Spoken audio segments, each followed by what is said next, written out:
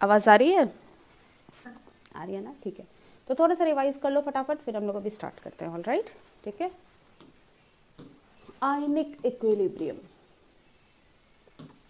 Ionic equilibrium. Ionic equilibrium में देखो हम लोग जो ये केमिकल इक्विलिब्रियम होता है ना, उसी टाइप से हम लोग यहाँ पर देखेंगे। लेकिन यहाँ क्या होता है, जैसे केमिकल इक्विलिब्रियम में ना कंप्लीट कंपाउंड हुआ करता था, है ना। NH3 का डिसोसिएशन ले लो, PCl5 का डिसोसिएशन ले लो, रिवर्सिबल रिएक्शन टाइप का रिएक्शन है ये सब, बोथ डायरेक्शन में प्रोसीड करता है कि नहीं, ठीक है। ऑल राइट, आयनिक में क्या होता है, इसी टाइप का चीज़ होगा। इक्विलिब्रियम है, इसका मतलब रिवर्सिबल रिएक्शन तो होना ही है, ठीक है। लेकिन नाम के हिसाब से काम केमिस्ट्री में खूब ज़्यादा जगह आपको दिखेगा, ठीक है। बहुत सारे जगहों पर इस टाइप का चीज़ दिखेगा, ठीक है। तो इक्विलिब्रियम मतलब रिवर्सिबल रिएक्शन तो होना ही चाहिए। आयनिक मतलब अब यहाँ पर आयंस के बीच में कैसा इक्विलिब्रियम है उसके बारे में मेनली यहाँ देखेंगे। ऑल राइट, ठीक है। तो आयंस और उनका इक्विलिब्रिया, इसके बारे में हम लोग पढ़ते हैं आयनिक इक्विलिब्रियम के अंदर, ठीक है। तो अब आयंस को मोस्टली अगर आप देखोगे ना, तो किसी चीज़ों के बीच, जैसे कि वाटर में कुछ चीज़ को डिजोल्व कर दिया, तो वो हो सकता है जैसे कि NaCl को पानी में जैसे ही डालोगे ना, तो क्या हो जाएगा, Na+, Cl- अलग हो जाएगा। HCl को पानी में डालोगे H+, Cl-, NaOH डालोगे Na+, OH-, ठीक है। कोई वीक एसिड ले लो, विनेगर दे दो, CH3COH दे दो, विनेगर में CH3COH होता है, हाँ CH3COO-, ठीक है। तो अब देखो यहाँ पर डिफरेंस क्या होगा, जैसे आपने HCl को पानी में डाला, एक्वस किया है ना, बहुत ज़्यादा पानी में HCl को ऐड कर दिया, ठीक है। तो ये क्या होगा, H+ एक्वस और Cl- एक्वस, है ना। सॉल्वेशन वाला स्फेयर, चारों तरफ से Cl- के चारों तरफ H2O का H आके स्फेयर टाइप का बना लेगा, है ना। H+ के चारों तरफ H2O का ऑक्सीजन वाला पार्ट जिसके पास Δ- है, वो इसके चारों तरफ अट्रैक्टेड हो जाएगा। बात समझ आया? तो इजिली इनको पूरा पूरा सॉल्वेट कर लेता है, ठीक है। यही अगर CH3COOH को आप क्या करो, पानी में डालो, ठीक है, ऑल राइट, प्लस H2O लिख लो या एक्वस लिख लो, बहुत ज़्यादा पानी डाल दिया तो ये टूटेगा। लेकिन क्या होता है ना, जो भी जैसे बोलता है ना, वीक एसिड वीक बेस, है ना, week acid strong acid. Strong acid में H+ जितना यहाँ है लगभग उतना ही H+ मिल जाता है, ऑलमोस्ट 100% डिसोसिएशन मानते हैं हम लोग, है ना, ठीक है। यहाँ क्या होगा कि ये टूटेगा तो, लेकिन वीक एसिड है, तो जितना H+ यहाँ है या जितना H यहाँ है, वो सारा का सारा H+ ये फ्री नहीं कर पाता है। बात समझे? तो इसका मतलब क्या हुआ कि ये वापस भी कंबाइन कर जाता है। बात समझे? ठीक। इस टाइप के नेचर को कहते हैं वीक इलेक्ट्रोलाइट, इनको कहते हैं स्ट्रॉन्ग इलेक्ट्रोलाइट। अब एक और चीज देखना, अल्फा डिग्री ऑफ डिसोसिएशन हम लोगों ने डिफाइन कर रखा है ना। तो अल्फा क्या होता है, एट इक्विलिब्रियम एक्स अपॉन, हाँ, जो भी डिसोसिएट हुआ है अपॉन इनिशियल मोल, ठीक है। और अल्फा की एक अच्छी बात है ना, वो किसी भी टाइम पर आपका डिफाइंड होता है। अरे भाई 20% है, उस समय डिफाइन करो, डिफाइन हो जाएगा भाई कितना डिसोसिएट हुआ है। बात समझे? स्ट्रॉन्ग इलेक्ट्रोलाइट में क्या होता है, चाहे वो स्ट्रॉन्ग एसिड हो, स्ट्रॉन्ग बेस हो, या कोई सा भी टाइप का सॉल्ट होता है ना, कोई सा भी टाइप का सॉल्ट। इसका क्या मतलब, सॉल्ट जनरली देखो कैसे बनता है, एसिड और बेस को मिला दो तो सॉल्ट बनता है, न्यूट्रलाइजेशन रिएक्शन। अब सॉल्ट हमारे दो टाइप के, सॉरी, अब हमारे एसिड दो टाइप के, strong acid weak acid, base दो टाइप के, स्ट्रॉन्ग बेस वीक बेस।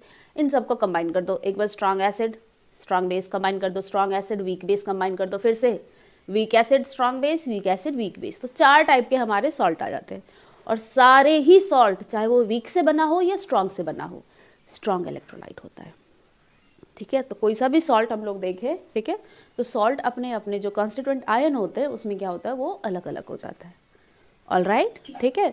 तो कोई सा भी टाइप का सॉल्ट जो होता है ना, इस पॉइंट को मेंशन करने लेना, ठीक है। कोई सा भी टाइप का सॉल्ट, भले ही वो वीक एसिड वीक बेस से बना हुआ है, but it is a strong electrolyte, okay, ठीक है, ओके। तो अगली बार से ये पॉइंट बहुत ही मतलब इंपॉर्टेंट पॉइंट है, क्योंकि आगे चल के इसका यूज होना है, ठीक है। All right, okay. तो ये आ गया आपका स्ट्रॉन्ग एसिड, एग्जाम्पल किसका आ गया, स्ट्रॉन्ग इलेक्ट्रोलाइट का, ठीक है। अब देखो इस चैप्टर में SA, WA इस तरह के चीजों को आप देखोगे, ठीक है। SA का क्या मतलब, acid, strong acid, very nice. और WA का क्या मतलब, एसिड, वीक एसिड। SB का क्या मतलब, base, strong base. WB weak base. Weak base. बात समझे? ठीक है। तो इस तरह से इनके लिए वो स्ट्रॉन्ग एसिड में वो मतलब फिर से नहीं जा सकता नहीं, अभी देखो यही हम लोग अल्फा के बारे में बात कर रहे थे ना, तो जैसे ही आप अल्फा चेक करोगे ना, इसका डिग्री ऑफ डिसोसिएशन जस्ट आपने डिसॉल्व किया है, इसके जस्ट बाद भी अगर आप देखोगे तो ये आपको ऑलमोस्ट 1 दिखेगा। ऑलमोस्ट 1 का क्या मतलब, जितना था सारा का सारा डिसोसिएट हो गया, है ना। 1 का तो यही मतलब, x upon a equals to 1, तो x has to be a, है ना। मतलब a मोल जितना भी लिया था सारा भी डिसोसिएट हो गया, बात समझे। तो परसेंटेज अल्फा अगर देखोगे तो परसेंटेज अल्फा ऑलमोस्ट इसका क्या ले लेते हैं, 100%, बात समझे। तो ये 100% डिसोसिएट हो रहा है, इसका मीनिंग है कि ये पीछे नहीं जा रहा है, बात समझे, ठीक है। और वीक के केसेस में देखोगे तो जनरली देखो इसमें क्या होता है, जनरली ये जो अल्फा होता है ना, it is very very less than 1, almost में इट इज, ये फिर से रिवर्सिबल हो जाता है। हाँ, लेस देन इक्वल्स टू 0.1, समझ रहे हो ना, ठीक है। तो 1 के रिस्पेक्ट में बहुत बहुत कम होता है ये, ठीक है, all right. 10 power minus 2, 10 power minus 4 ऐसा वैल्यू भी इसका हो सकता है, 10 पावर माइनस 5 हो सकता है, ऑल राइट, ठीक है। तो यहाँ पे ये सारा चीज़ रिलेट कर रहे हो ना, इक्विलिब्रियम का ही चीज़ जो था वो हम लोग अभी यहाँ पर यूज़ कर रहे हैं, ठीक है, ऑल राइट। अब इलेक्ट्रोलाइट यहाँ पर क्यों आया, क्योंकि देखो 2 टाइप की चीज़ें हैं। स्ट्रॉन्ग इलेक्ट्रोलाइट कहीं भी हो जाएगा, अल्फा के बारे में पूछेगा तो हमें पता है स्ट्रॉन्ग इलेक्ट्रोलाइट है, 100% डिसोसिएशन अल्फा 1, ठीक है। तो अब अगर हमें आयनिक इक्विलिब्रियम पढ़ना है तो हम लोग स्ट्रॉन्ग इलेक्ट्रोलाइट में तो नहीं पढ़ पाएंगे, कहाँ पढ़ना होगा, वीक इलेक्ट्रोलाइट में। हमें तो ये रिवर्सिबिलिटी वाला साइन चाहिए, अगर ये कहीं पर आ रहा है इसका मतलब अब आप आयनिक इक्विलिब्रियम के कंसेप्ट वहाँ पर यूज़ कर सकते हो, बात समझ में आई ना, ठीक है। तो दैट्स हाउ ये इलेक्ट्रोलाइट का इंट्रोडक्शन इंपॉर्टेंट है, ऑल राइट, ठीक है। और ये किसके एग्जाम्पल में आ गया भाई, वीक इलेक्ट्रोलाइट, ठीक है। और वीक इलेक्ट्रोलाइट के एग्जाम्पल में क्या क्या चीज़ें आ जाएंगी, week acid, weak base,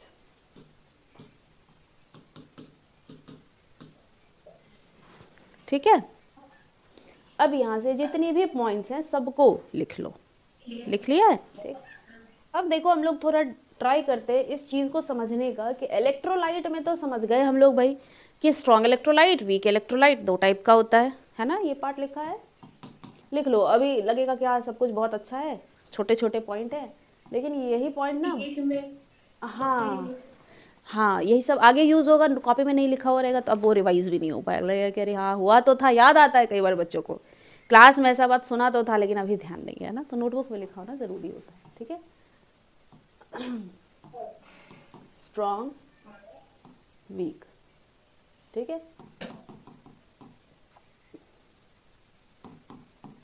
strong के एग्जाम्पल में SA, SB सॉल्ट्स, समझ गया ना, अभी कोई सा भी सॉल्ट हो, ठीक है। और वीक इलेक्ट्रोलाइट में WA, WB, ठीक है, ऑल राइट।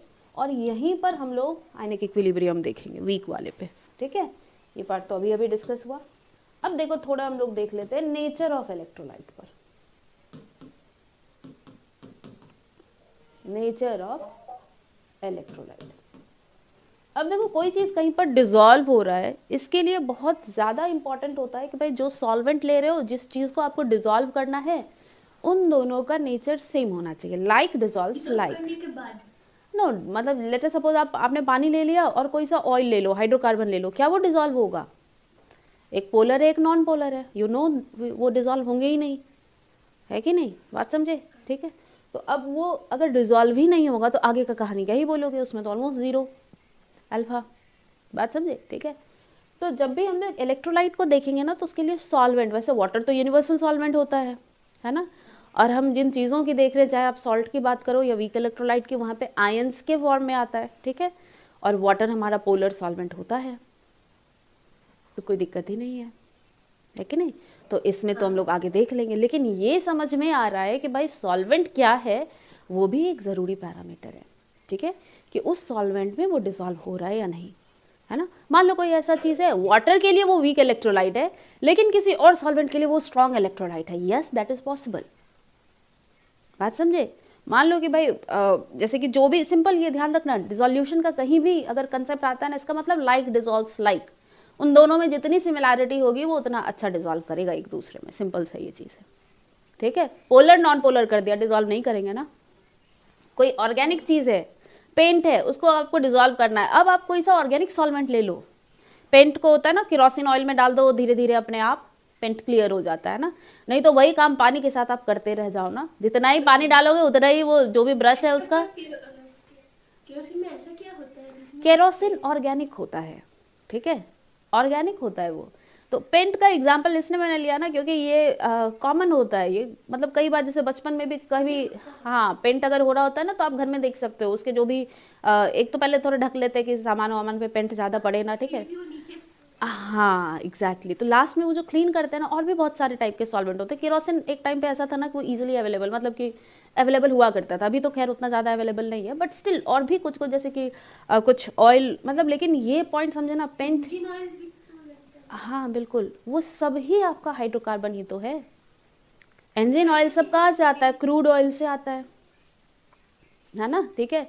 तो क्रूड ऑयल से आ रहा है तो वो सब है क्या? हाइड्रोकार्बन ही तो होगा, बात समझे। तो उसमें ऐसा क्या होता है जिसमें वो पेंट दोनों ही ऑर्गेनिक है, दोनों ही ऑर्गेनिक है, तो एक दूसरे को डिसॉल्व कर लेते हैं, बात समझे, ठीक। मतलब हाँ, केरोसिन का पोटेंशियल हाई है पेंट के कंपैरिजन में, कौन सा पोटेंशियल? मतलब जो डिसॉल्व कर अच्छा, डिसॉल्व करने के लिए, ओके। अब उसमें देखो ऐसा भी होता है ना कि जैसे कि वाटर है, वाटर आपने एक्सेस में लिया हुआ है तो उसके साथ कुछ अगर थोड़ा कम अमाउंट में कुछ है जो कि इसके साथ घुल जाएगा, तो वाटर आपने एक्सेस में लिया तो वो घुल जाएगा ना।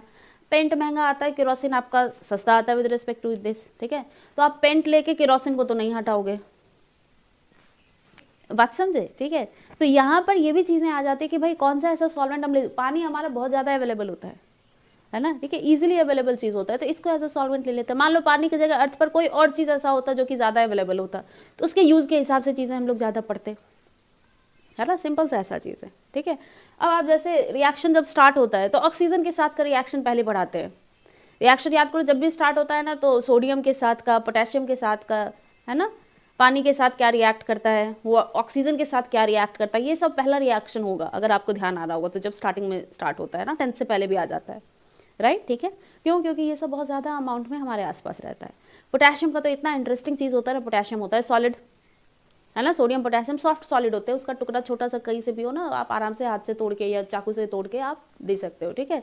ऑलराइट, पानी पे डाल दो ना आग, पानी पे, है ना, जादू कर लेते हैं, पानी में आग लगा देते हैं, बात समझे। तो वो खुद इंसान नहीं लगा रहा होता, वो पोटेशियम ले लेते हैं, उसको यूज़ कर देते हैं, साइंस है, ठीक है। तो ये सारी चीज़ें यहाँ पर अब ध्यान रखनी है, ठीक है। तो एक तो ये समझ में आया कि भाई सॉल्वेंट क्या लिया है वो इम्पॉर्टेंट होगा, है ना, लाइक डिजॉल्व्स लाइक, ये ध्यान रखना है। और एक जो चीज़ अभी आप बता रहे थे, ठीक है, उसके लिए जो टर्म साइंस में यूज़ होता है वो होता है डाइलेक्ट्रिक कांस्टेंट। वो क्या होता है वो भी पढ़ी थी। फिजिक्स में पढ़ा होगा, हाँ फिजिक्स में पढ़ा होगा, है ना, एप्सिलॉन नॉट, एप्सिलॉन आर, है ना, ठीक है, इन्हीं सब चीज़ों का यूज़ होता है, ठीक है। डाइलेक्ट्रिक कांस्टेंट जितना हाई आप उतना ज़्यादा अच्छा वो, मतलब सॉल्वेंट जैसे मोस्ट ऑफ द चीज़ों को वो डिसॉल्व कर सकता है, ठीक है। लगभग जहाँ तक मुझे ध्यान है 80 के आसपास होता है डाइलेक्ट्रिक कांस्टेंट वाटर का, जो कि रिलेटिवली अच्छा खासा हाई होता है। अच्छा एक सेकेंड, हाँ अब आ गया क्या? आ गया ना, ठीक है, ऑलराइट। तो हाई डाइलेक्ट्रिक कांस्टेंट अगर आपका रहेगा सॉल्वेंट का, मोस्ट ऑफ द चीज़ों को डिसॉल्व कर पाएगा। हाँ लेकिन इस पॉइंट को ध्यान रखना है, तो वाटर ले लिया बहुत, या उससे भी ज़्यादा हाई डाइलेक्ट्रिक कांस्टेंट का कुछ आपने ले लिया, लेकिन अगर वो बिल्कुल नेचर ही, डायरेक्टली कांस्टेंट कितना होता है? अभी मुझे एग्जैक्टली वैल्यू तो ध्यान नहीं है, लेकिन हाँ देख सकते हैं, लेकिन उसमें ना मेन पैरामीटर जो वो हमारा नॉन पोलर है ना केरोसिन, तो नॉन पोलर चीज़ों को डिसॉल्व करेगा, पोलर को नहीं। अब मान लो पोलर चीज़ है ही नहीं तो हम लोग आयनिक इक्विलिब्रियम क्या पढ़ेंगे? हाँ बात समझे। अब पोलर चीज से क्या हो रहा है, हमारा आयंस आ रहा है, ठीक है। आयंस में अगर वीक वाला पार्ट आएगा तो हम लोग अब यूज, स्ट्रॉन्ग मतलब जो वीक पार्ट है तो उसको H प्लस से डिसॉल्व कर देंगे, स्ट्रॉन्ग पार्ट है उसको OH माइनस से। देखो ये एक सेकेंड,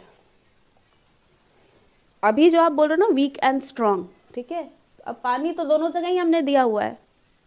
इलेक्ट्रोलाइट का अपना नेचर है ना कि ये वीक है या ये स्ट्रॉन्ग, कैसे हम लोग डिफाइन कर रहे हैं भाई, सॉल्वेंट में, है ना, वो कितना अमाउंट तक डिसॉल्व हो रहा है, वो कितना, मतलब एक होता है ना अल्फा क्या है उसका, कितने हद तक वो डिसॉल्व हो पा रहा है, ठीक है। अगर डिसॉल्व नहीं हो पा रहा है तो क्या हो रहा है, क्या वो ऐसे ही रह जा रहा है, तो एक्चुअली क्या होता है ना, ये वापस जाता है। अब देखो इसका एक और एग्जाम्पल मैं बताती हूँ, पानी में आप शुगर को धीरे धीरे करके ऐड करते जाओ। एक ग्लास वाटर ले लिया और चम्मच बाय 1 स्पून करके आप उसको डाल रहे हो और उसको मिक्स कर रहे हो, तो स्टार्टिंग में तो मिक्स होगा, है ना। लगभग आप 250 ग्राम के आसपास तक नमक 250 ग्राम के आसपास तक डिजॉल्व होता है, ठीक है। बट स्टिल इसमें एक आपको अंदाज़ा लग जाएगा कि धीरे धीरे करते करते अगर आपने ना let us suppose 1 glass water है और 3/4 कप आपने धीरे धीरे करके शुगर ऐड कर दिया, व्हाट डू यू थिंक, क्या वो डिजॉल्व होगा? तो क्या होता होगा वहाँ पर कि भाई जो शुगर का मॉलिक्यूल है वो क्या अब रुक जाता है बिल्कुल कि नहीं मैं तो डिजॉल्व नहीं होगा, क्यों? कि वो क्योंकि डिजॉल्व होने के लिए ट्राई करता है लेकिन वो नहीं। एक्चुअली अगर आप एक एक चंक ऑफ शुगर को देखोगे ना, तो एक चंक शुगर का डिजॉल्व हो रहा होगा ना, तो कोई दूसरा शुगर का चंक वहाँ पर सॉलिडिफाई हो रहा होगा।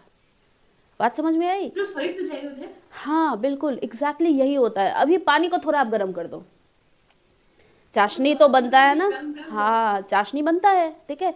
पानी को अगर आप गर्म करने लगोगे ना, अब आपको दिखेगा सारा डिजॉल्व हो रहा है, ठीक है। पानी का टेम्परेचर अगर आपने उतना कर दिया है तो थोड़ा और उसका जो भी कैपेसिटी है वो इंक्रीज हो जाता है, ठीक है।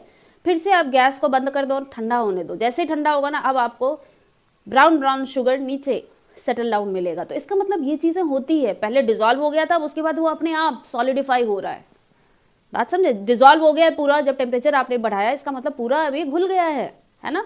लेकिन वही टेम्परेचर जैसे ही आपने कूल डाउन किया तो जो भी एक्सेस शुगर था ना, जो कि उसमें डिजॉल्व नहीं हो पा रहा था, वो अपने आप सॉलिडिफाई हो जाएगा। उल्टा रिएक्शन चल रहा है ना वहाँ पर। बात समझे? शुगर जो कि डिजॉल्व हो गया था वो वापस से अभी क्योंकि आपने टेम्परेचर में ऐसा कुछ चेंज किया, वो धीरे धीरे वापस से अपना क्या होगा, सॉलिड के फॉर्म में आके स्टोर होने लगेगा, जमा होने लगेगा। सॉलिड है, लिक्विड है, तो वो नीचे जाके सेटल हो जाएगा। बात समझ रहे हो ना? तो ये कोई अजूबा चीज़ नहीं है, ऐसा होता है, ठीक है। आप जैसे कुछ भी एक्स्ट्रा अगर ऐड कर रहे हो उसमें वो सॉल्व डिजॉल्व नहीं हो सकता। इसमें वो क्या डिटरमाइन मतलब कर सकती है ये जो माइनस में है वो वीक पार्ट है, जो प्लस में है वो स्ट्रॉन्ग पार्ट है। अच्छा, आप इसको और इसको बोल रहे हो, इसका नेचर वीक है, दैट इज व्हाई ये अकॉर्डिंग टू स्टोइकियोमेट्री इतना इतना आ रहा है, ठीक है। बात समझे? वीक स्ट्रॉन्ग कोई भी नहीं है। नहीं देखो, आप जो भी बात बोल रहे हो ना, क्या क्लास में हो चुका है आपका ये आयनिक इक्विलिब्रियम? हाँ क्लास में तो हो चुका है, ठीक है। तो आप जो चीज़ यहाँ रिलेट कर रहे हो ना, वो सॉल्ट में होता है, ठीक है। मैं आपको बता रही हूँ आप क्या पॉइंट बता रहे हो, ठीक है। आप जो पॉइंट रिलेट कर रहे हो वो होता है जैसे कि हमने क्या ले लिया, सॉल्ट NH4Cl ले लिया, ठीक है। It is a salt. कोई सा भी सॉल्ट क्या होता है, स्ट्रॉन्ग इलेक्ट्रोलाइट। तो जैसे ही आपने इस सॉल्ट को, ये सॉल्ट है ना, ठीक है, कहाँ से आया है भाई, तो ये बेस, NH4+ और Cl-। हाँ, तो NH4OH बेस होगा, Cl- कहाँ से आया होगा, HCl से आया होगा। बात समझे? तो अभी यहीं से दिख रहा है ये स्ट्रॉन्ग एसिड, और ये पता है ना weak base, NH4OH is a weak base, AlOH3 ये सब वीक बेस होता है। बात समझे? ठीक है, तो ये वीक बेस है। अब weak base strong acid, salt तो बन चुका है, तो सॉल्ट क्या होगा हमारा, लगभग 100% डिसोसिएशन। जैसे ही आपने इसको पानी में डाला प्लस H2O किया, तो ये क्या हो जाएगा, NH4+ प्लस Cl-। बात समझे? अब ये दोनों पानी में रहेगा, ठीक है। अब यहाँ दिक्कत ये होती है ना कि ये जो स्ट्रॉन्ग एसिड से पार्ट Cl- आया है, ये तो स्टेबल हो जाएगा, ये आराम से डिसॉल्व हो जाएगा, इसके चारों तरफ वाटर का स्फेयर। लेकिन ये ना वीक पार्ट से आया है, स्टेबल नहीं है ये। तो वीक पार्ट से अगर आता है तो अब देखो ये क्या करता है, NH4+, अब इसको वापस से, क्योंकि ये स्टेबल नहीं है, तो वापस से ये बनना चाहेगा, ठीक है। वीक बेस, समझ रहे हो ना, इसका रीजन यहाँ है, ठीक है।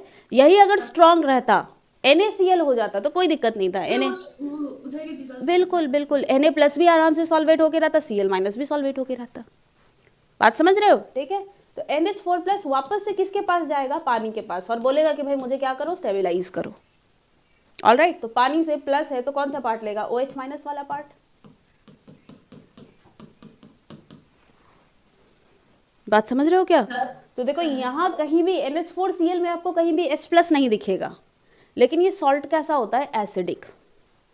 यहाँ देखो दिख रहा है ना H+ एक्स्ट्रा रिलीज होता हुआ। बात समझे? तो ये सॉल्ट हाइड्रोलिसिस का ये पार्ट अभी है, क्योंकि आपने पूछा इसलिए मैंने बता दिया, नहीं तो ये बाद में मैं बताती हूँ, ठीक है। पहले हम लोग स्टार्ट करेंगे कहाँ से, ये जो अभी हम लोग थोड़ा इसको, हाँ इसको देखेंगे कि भाई नेचर ऑफ इलेक्ट्रोलाइट क्या क्या है, फिर हम लोग strong acid, weak acid, strong base, weak base के बारे में कुछ चीज़ों को देखेंगे। उसके बाद फिर एसिड बेस को जब हम लोग मिला लेंगे, उसके बाद फिर हम लोग सॉल्ट पे आएंगे, ठीक है। फिर बफर रह जाएगा, उसके बाद फिर मतलब फिर तो अच्छा खासा, मतलब लगभग 70% पूरा हो जाता है, फिर आगे आगे धीरे धीरे चीज़ें आती जाएंगी, ठीक है। ठीक है, KSP वो सारा भी, क्योंकि कुछ चीज़ जब सॉल्व हो जाता है ना, लगता है ये बहुत अच्छा है इसमें, है ना। केएसपी वाले क्वेश्चन बहुत आसान से सॉल्व हो जाते होंगे ना, इक्वेशन बस है, केएसपी तुरंत ही आ जाता है। वाह बहुत बढ़िया तो क्वेश्चन। इस लिखना होगा। हाँ बिल्कुल, सॉल्युबिलिटी है कि नहीं, ठीक है। तो एक एक करके हम लोग देखेंगे, ठीक है। तो अभी नेचर ऑफ इलेक्ट्रोलाइट ये समझ में आया ना, कैसे ये सॉल्वेंट पे डिपेंड करता है। इस चीज़ को हम लोग चेंज नहीं कर सकते, ठीक है।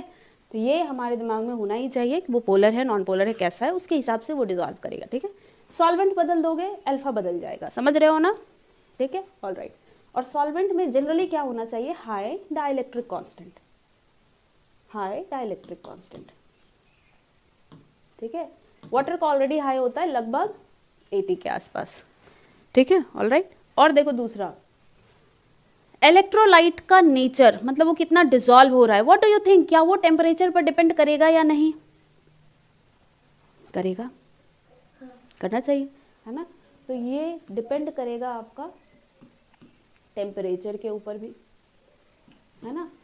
अब इलेक्ट्रोलाइट अल्फा के ऊपर डिपेंड करेगा या नहीं, अल्फा अगर 1 हो गया तो स्ट्रॉन्ग इलेक्ट्रोलाइट, अल्फा अगर बहुत बहुत कम है तो वीक इलेक्ट्रोलाइट, बात समझ रहे हो ना, ठीक है।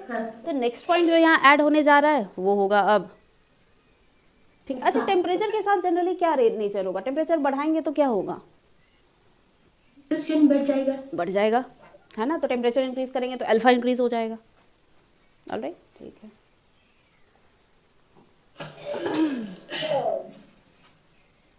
नेक्स्ट वाला पॉइंट लिख लो, अल्फा, है ना, degree of dissociation, degree of dissociation. अब इसके दो केसेस हो जाएंगे, अल्फा एक ऑलमोस्ट 1, है ना। अल्फा जितना हाई डिग्री ऑफ डिसोसिएशन उतना ज़्यादा, ठीक है। अल्फा 1 मतलब स्ट्रॉन्ग इलेक्ट्रोलाइट, हाँ बिल्कुल। तो स्ट्रॉन्ग इलेक्ट्रोलाइट के लिए देखो हम लोग अल्फा से भी डिनोट कर सकते हैं ना, अल्फा 1 हो गया, इसका मतलब हम लोग बता ही रहे हैं कि वो स्ट्रॉन्ग इलेक्ट्रोलाइट है ना। और दूसरा पॉइंट हो जाएगा, अल्फा जब 1 से वेरी वेरी लेस है, ठीक है, तो ये क्या हो जाना है हमारा, वीक इलेक्ट्रोलाइट, ऑलराइट। नोट कर लो इसको, एक सेकेंड ना।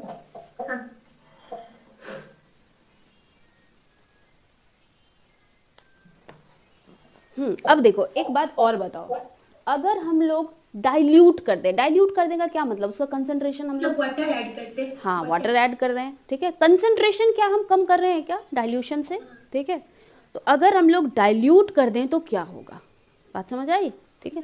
लो कंसंट्रेशन का हो जाएगा, हाँ अब देखो जिसका अल्फा 1 है उसको तो वो लगभग 100 स्ट्रॉन्ग ऑलरेडी है, ठीक है, वो तो अपने आप ही पता है हमें कि स्ट्रॉन्ग है, ठीक है। लेकिन तो कंसंट्रेट है ना, क्या बोल रहे हो, स्ट्रॉन्ग जो है वो तो मैक्सिमम तक कंसंट्रेटेड होता है। अच्छा, कंसंट्रेटेड डाइल्यूट अलग चीज़ है, अल्फा अलग चीज़ है। अल्फा नेचर हो जाता है उस पर्टिकुलर सब्सटेंस का, जैसे NaCl हमने एकदम अब पिंच दिया है पानी में तब भी वो घुलेगा, है ना। और हाँ लेकिन ये है कि भाई उसकी अपनी जो कैपेबिलिटी है उसको हमें क्या करना है, एक्सीड नहीं करना है। जैसे कि 1 ग्लास पानी में या 1 kg पानी में लगभग 250 ग्राम तक आप सॉल्ट डिजॉल्व कर सकते हो। अब आधा किलो सॉल्ट डाल दो तो नहीं डिजॉल्व होगा पूरा, ठीक है। यही पार्ट हम लोग फिर आगे जाके सॉल्युबिलिटी वाले में पढ़ते हैं, स्पेरिंगली सॉल्युबल सॉल्ट, है ना, ठीक है, ऑलराइट। तो आ जाएंगे सारे के सारे टॉपिक इसके अंदर कवर हो जाएंगे, ठीक है। लेकिन दोनों दो बातें हैं, अल्फा किसी भी सब्सटेंस का अगर 1 है तो वो स्ट्रॉन्ग इलेक्ट्रोलाइट कहलाएगा, कंसंट्रेटेड डाइल्यूट की बात अभी नहीं हो रही है, बात समझे ना, ठीक है, ऑलराइट।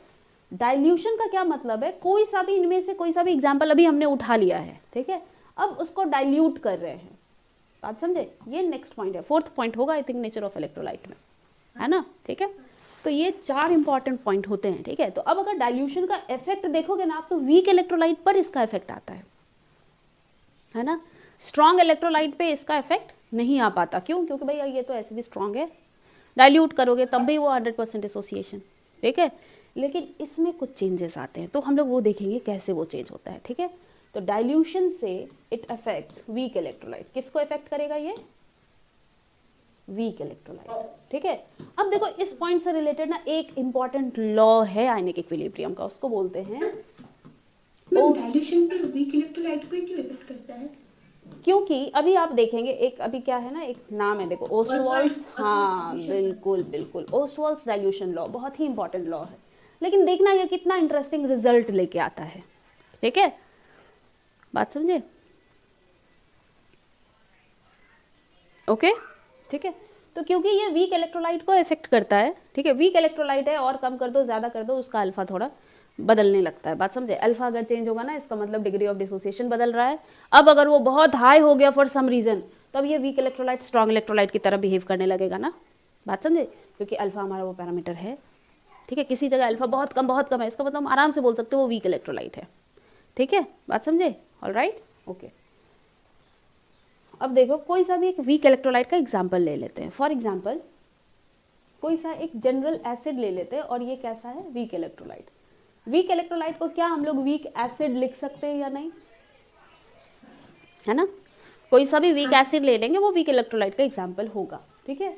तो अब इसको जैसे ही आप पानी में डालोगे तो वीक है, दैट इज व्हाई ये रिवर्सिबल रिएक्शन टाइप का शो करेगा, है ना, ठीक है। अब क्योंकि हम लोग डाइल्यूशन चेक करना चाह रहे हैं, तो T इक्वल्स टू 0 पर लेट अस सपोज इसका कंसंट्रेशन C था, है ना। अच्छा, डाइल्यूशन देख रहे हैं, इसका मतलब भाई पहले कुछ उसके मोल्स होंगे और कुछ वॉल्यूम होगा, मोल्स अपॉन वॉल्यूम के टर्म में अब जाना होगा। तो हम लोग यहाँ सीधे मोल्स ए बी ना लेके कंसंट्रेशन के टर्म में चलते हैं, C1 C2 ऐसा कंसंट्रेशन लेते हैं, क्योंकि वॉल्यूम ऑफ पूरा जो भी चीज़ है जहाँ पे वो प्रेजेंट है उसका वॉल्यूम इंपॉर्टेंट है अभी, है ना, बात समझे, ठीक है। तो कंसंट्रेशन लेंगे, ऑल राइट, ठीक। तो इस वीक एसिड का concentration let us suppose C है, तो इनिशियली तो भाई H+A- कुछ नहीं होगा, बट एट देखो T इक्वल्स टू, हाँ, T इक्विलिब्रियम, ये कुछ C में से कुछ हो जाएगा माइनस समथिंग, माइनस x अगर हम लिख दें तो अब देखो हम लोग क्या करेंगे ना, हाँ, alpha equals to x upon C, तो क्या हम x को सीधे सीधे C अल्फा लिख सकते हैं क्या अभी? बात समझे ना, ठीक है।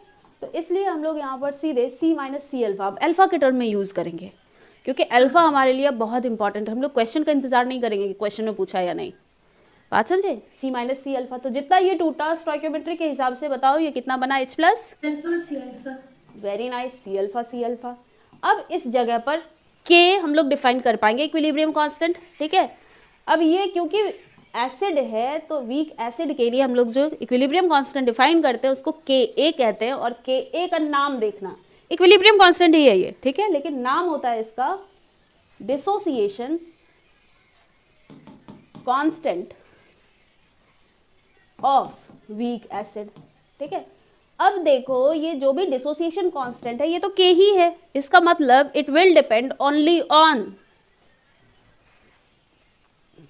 K का वैल्यू किस चीज पर डिपेंड करता है? वीक एसिड पर डिपेंड करता है।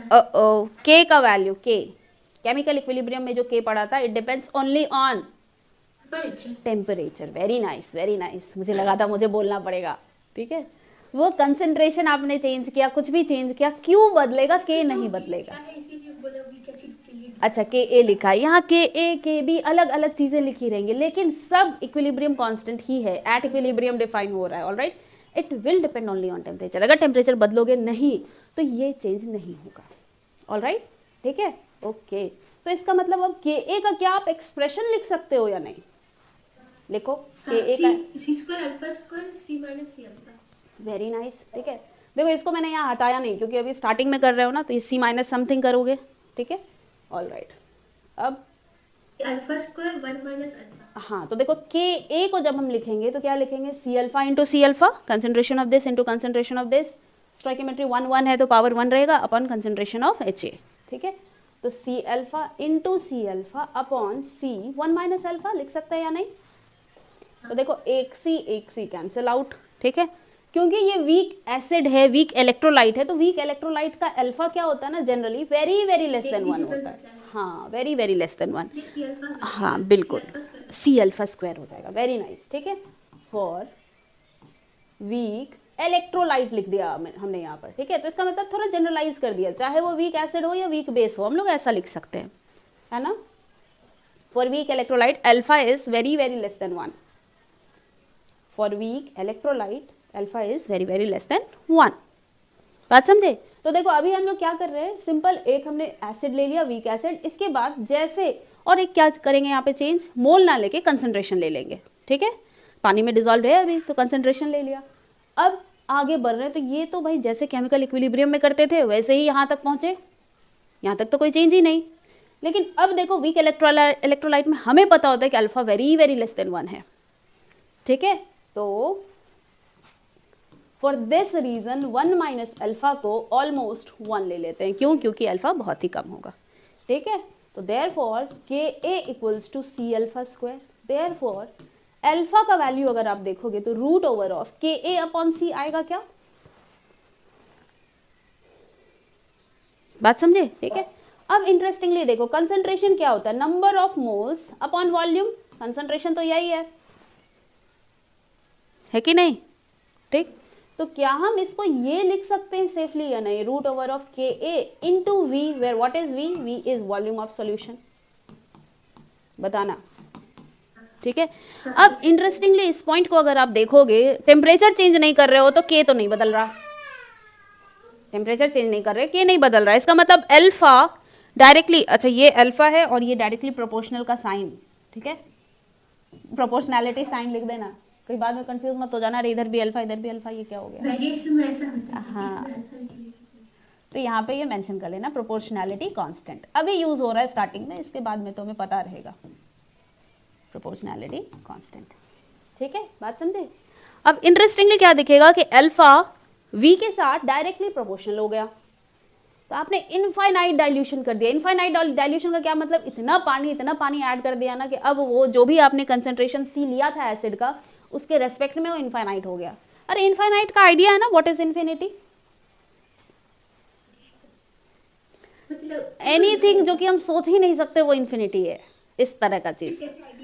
अब सोचो इसका आइडिया कैसे होगा, इसका आइडिया थोड़ा लगाते हैं। लेट अस सपोज कोई भी बहुत, मतलब जैसे कोई भी सा भी मॉल ले लो, अभी ऊंचा होता है काफी बिल्डिंग, है ना, ठीक है, कोई सा भी मॉल ले लो, मोस्टली उसका मतलब ऊंचाई अच्छा खासा होता है। अब सोचो एक चींटी अगर शॉपिंग करने को जाए, ठीक है, अब वो अगर देखे कि इसकी हाइट क्या है तो वो तो देखते रह जाएगी, है ना। आप अगर इंसानों की बात करो तो भाई दुबई में है ना बुर्ज खलीफा, वहाँ अगर जाओ कहते हैं कि भाई उसके कुछ ना क्लाउड के भी ऊपर रहते हैं, कुछ ऐसे स्टोरेज है ना उसके, वो क्लाउड के ऊपर रहते हैं। आप उसके ऊपर चले जाओ तो भाई आप आराम से कोई प्लेन व्लेन आ रहा है तो देख सकते हो सकता है, अगर आपकी उतनी विजिबिलिटी हो तो, है कि नहीं। क्लाउड के ऊपर है, वो क्लाउड ही दिखेगा उधर, ठीक। तो अब कोई इंसान अगर जमीन पर खड़ा होकर देख रहा है तो क्लाउड से ऊपर तो नहीं देख पाएगा, तो उसके लिए तो ये ऐसे ही होगा, करे ये तो ऊंचा ऊंचा ऊंचा ऊंचा ऊंचा, है कि नहीं। तो एक टाइम के बाद उसको लगेगा ये सब बहुत ही ऊंचा है। आप पहाड़ देखने जाओ तो आसपास में 2-3 पहाड़ हो तो आप समझ सकते हो अरे भाई ये ऊंचा है, मतलब कंपेयर कर सकते हो। लेकिन एक ही पहाड़ हो तो उसका हाइट आपको लगेगा ना करे बहुत ही ऊंचा है, मेजर तो नहीं कर सकते तुरंत, अगर कुछ वैसा मेजरिंग डिवाइस है ठीक है मेजर कर लो, बात समझे। तो इन्फिनिटी ऐसा कोई सा भी चीज़ है जो कि हमारे लिए बहुत बहुत लार्ज है ना, तो उसमें थोड़ा सा कुछ ऐड भी कर दोगे तो हमारे लिए वो भी लार्ज ही है। अब बुर्ज खलीफा में एक फ्लोर और बढ़ा दिया, हमें क्या पता चलेगा, मान लो पहले भी वही था बाद में भी वही है, ऑलराइट। अब चींटी के हिसाब से अगर सोचो तो सोचो चींटी कितना टाइनी, ठीक है, लेकिन उसका हिम्मत देखो कितना होता है। चींटियों के लिए फैक्ट क्या होता है पता है, वो अपने बॉडी मास के 60 times, if I am not wrong, वो 600 भी हो सकता है, मास कैरी करते हैं। हाँ 60 है आई थिंक वो वैल्यू ना, तो अच्छा खासा मल्टीप्लाई मतलब हो जाता है, उतना वो लेके चल सकते हैं, ठीक है। तो सबकी कुछ ना कुछ एबिलिटी होती है, लेकिन ये हाइट देखने की एबिलिटी तो पक्का नहीं होगी उसकी, है ना। पोजीशन के हिसाब से देखोगे तो कितना ही ऊपर वो देख लेगा भाई, है कि नहीं, ठीक है, ऑलराइट। अब एक्चुअल में तो भाई उसी से पूछना पड़ेगा, लेकिन एग्जाम्पल लगता है सही है, बहुत सारे एग्जाम्पल हो सकते हैं। अब फ्रॉग अच्छा एग्जाम्पल हो सकता है, क्योंकि फ्रॉग बहुत ज़्यादा मतलब एक होता है ना कि भाई उसकी मोबिलिटी कितनी है, इस पर भी आप डिफाइन कर सकते हो, ठीक। छोटा चीज़ रहेगा तो एक हाइट तक देख पाएगा, उसके ऊपर कितना ही देख पाएगा, हम लोग खुद एक हाइट के ज़्यादा नहीं देख पाते, है कि नहीं, ठीक है। तो इन्फिनिटी बिल्कुल इसी तरह का चीज़ होता है, एक लिमिट से ज़्यादा अगर कोई नहीं सोच पा रहा है ना, कोई देख नहीं पा रहा है, इसका मतलब वो इनफाइनाइट हो गया, वो खत्म हो गया या नहीं ये हमें पता नहीं है, we don't have that surety, ठीक है, ऑलराइट, ओके। अरे मैथ्स में भी होता है ना, किसी भी चीज़ को 0 से डिवाइड कर दो, बहुत ही छोटे से डिवाइड कर दो तो अब वो नंबर उतना ही बड़ा हो जाएगा। अब एकदम 0 कर दो, मतलब 0 के बिल्कुल पास, उतना ही लार्ज नंबर हो जाएगा ना, वो हम लोग सोच भी नहीं सकते वो इतना लार्ज नंबर है ना, ठीक है, ऑलराइट।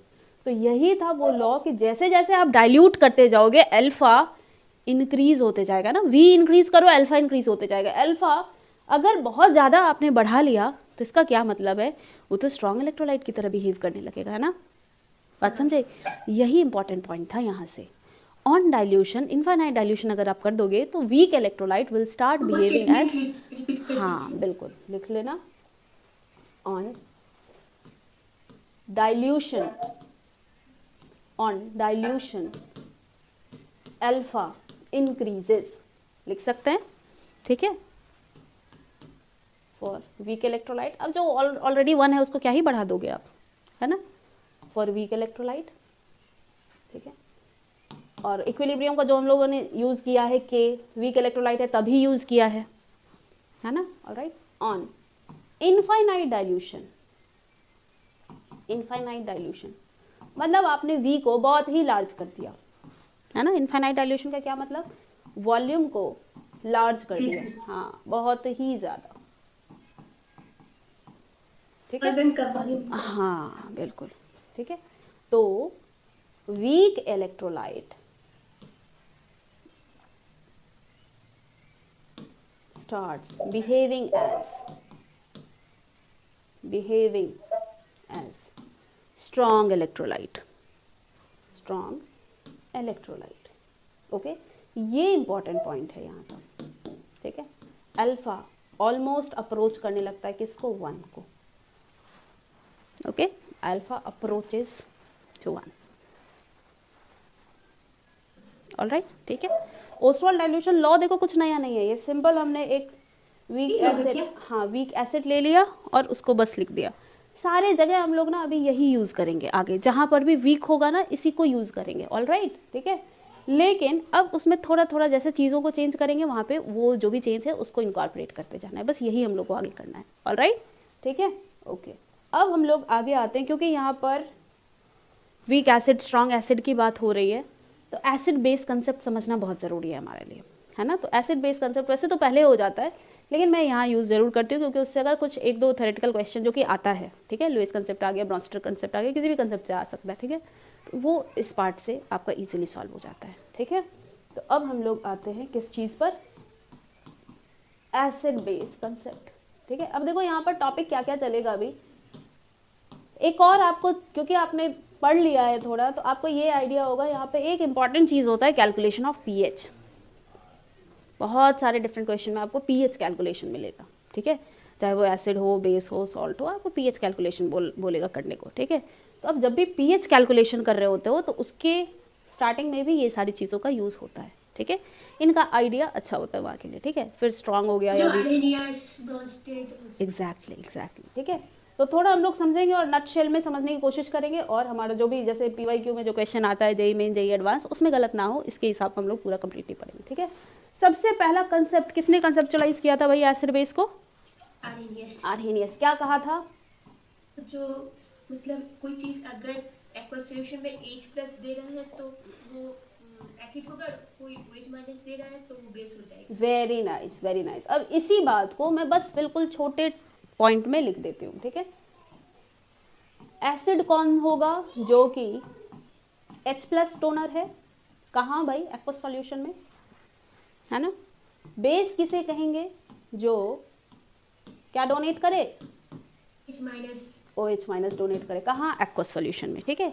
एग्जाम्पल देख लेते हैं, एग्जाम्पल HCl ले लो, H2SO4 ले लो, CH3COH ले लो।